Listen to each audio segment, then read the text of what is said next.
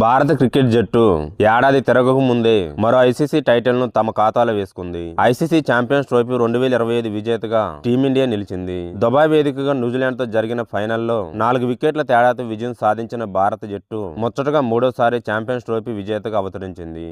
వీడియోను చూసే ముందు చిన్న రిక్వెస్ట్ అండి, వీడియోను లైక్ చేసి మీ సపోర్ట్ ని తెలియజేయండి. మొదటిసారి మన ఛానల్ ను చూస్తున్నట్లయితే సబ్స్క్రైబ్ చేసుకుని పక్కనే ఉన్న బెల్ ఐకాన్ ని ఆన్ చేసుకోండి. అయితే ఈ మెగా టోర్నీలో భారత్ తరపున అత్యంత కీలకమైన ప్రదర్శన చేసిన ఆటగాడు ఎవరంటే కొంతమంది ఫైనల్లో 76 పరుగులు చేసిన రోహిత్ శర్మ పేరు చెబుతుంటే మరికొంతమంది పాక్ పై సెంచరీ, సెమీస్ లో హాఫ్ సెంచరీ చేసిన విరాట్ కోహ్లీ పేరు చెబుతున్నారు. వీరిద్దరూ కాకపోతే కేవలం 3 మ్యాచ్ల్లో 9 వికెట్లు పడగొట్టిన మిస్టరే స్పిన్నర్ వరుణ్ చక్రవర్తి పేరును ఎంచుకుంటున్నారు. కానీ కెప్టెన్ రోహిత్ శర్మ మాత్రం middle order batter Shreyas Iyer అందరికంటే అద్భుతంగా ఆడాడని ప్రశంసించాడు. అయ్యర్ ఒక సైలెంట్ హీరో అని హిట్ మ్యాన్ కొనియాడాడు. అవును, ఈ మెగా టోర్నీ అసంతం శ్రేయస్ అయ్యర్ అద్భుతమైన ప్రదర్శన కనబరిచాడు. ఈ టోర్నీలో జట్టు కష్టాల్లో ఉన్న ప్రతిసారి అతడు ముందుకు వచ్చి ఆదుకున్నాడు.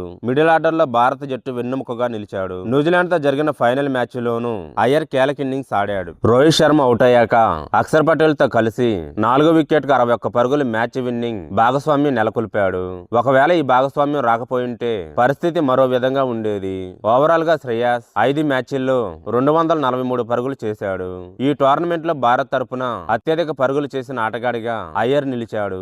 శ్రేయస్ అయ్యర్ మాకు సైలెంట్ హీరో. అతడు మిడిల్ ఆర్డర్ లో చాలా కీలకమైన ఆటగాడు. ఈ మ్యాచ్ లో నేను అవుట్ అయ్యాక అయ్యర్ అద్భుతమైన ఇన్నింగ్స్ ఆడాడు. అక్షర్ తో భాగస్వామ్యం నెలకొల్పాడు. ప్రతి మ్యాచ్ లోనూ తన వంతు పాత్ర పోషించాడు. అతడు ఒత్తిడిలో ఇంకా అద్భుతంగా ఆడతాడని రోహిత్ శర్మ పేర్కొన్నాడు. కాగా గత ఏడాది అయ్యర్ తన కెరీర్ లో కఠిన పరిస్థితులను ఎదుర్కొన్నాడు.